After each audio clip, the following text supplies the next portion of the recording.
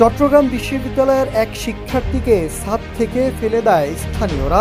31 August এমন ঘটনার একটি ভিডিও সামাজিক যোগাযোগ মাধ্যমে ছড়িয়ে পড়লে এ নিয়ে ব্যাপক আলোচনার জন্ম দিয়েছে এবং তীব্র ক্ষোভ প্রকাশ করে সাধারণ শিক্ষার্থীরা। 31 আগস্ট মধ্যরাত থেকে চট্টগ্রাম বিশ্ববিদ্যালয়ে শিক্ষার্থীদের উপর দফায় দফায় হামলা করে স্থানীয়রা। পরিস্থিতি নিয়ন্ত্রণে আনতে 144 ধারা জারি করে স্থানীয় প্রশাসন এবং যৌথ বাহিনী মোতায়েন করা হয়।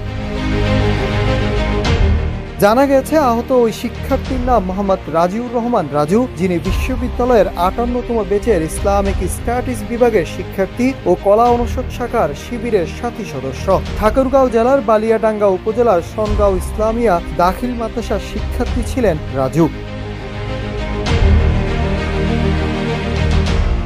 এদিকে আহত ওই শিক্ষার্থীকে নিয়ে ক্যাম্পাসে চাপা ক্ষোভ বিরাজ করছে। এক শিক্ষার্থী ফেসবুকে লিখেন, আমার বন্ধু ও কলা অনুষদ শাখার শিবিরের সাথী মোহাম্মদ রাজিউর রহমান রাজুকে এখনো উদ্ধার করা যায়নি। দ্রুত দোষীদের গ্রেপ্তার ও শাস্তির দাবি জানাচ্ছি। আহত ওই শিক্ষার্থীকে নিয়ে চট্টগ্রাম বিশ্ববিদ্যালয়ের আরেক শিক্ষার্থী অভিযোগ করে সামাজিক যোগাযোগ মাধ্যমে লিখেন, আমার বন্ধু রাজুকে বাঁচাতে গেলে বিশ্ববিদ্যালয়ের শিবিরের সেক্রেটারি মোহাম্মদ পারভেজ, বড় ভাই আশরাফুল আলম এবং আমাকে ধারালো অস্ত্র দিয়ে মারতে আসছিল। তারা আমাদের কয়েকজনকে রামদা দিয়ে ঘিরে রাখছিল। কোনো মতে আমরা সেখান থেকে চলে আসি।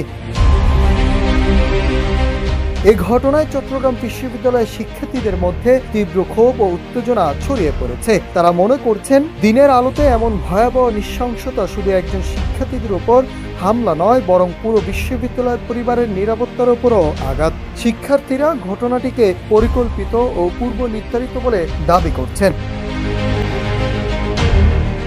এই ঘটনায় দ্রুত বিচার দাবি করে শিক্ষার্থীরা বলেন, যারা জড়িত তাদের দ্রুত গ্রেপ্তার করে দৃষ্টান্তমূলক শাস্তি দিতে হবে, যাতে ভবিষ্যতে আর কোনো শিক্ষার্থী এই ধরনের হামলার শিকার না হয়। একই সঙ্গে বিশ্ববিদ্যালয় প্রশাসন ও আইন শৃঙ্খলা বাহিনীর প্রতি তারা আহ্বান জানান, ক্যাম্পাসে শিক্ষার্থীদের নিরাপত্তা নিশ্চিত করতে কার্যকর পদক্ষেপ নিতে হবে।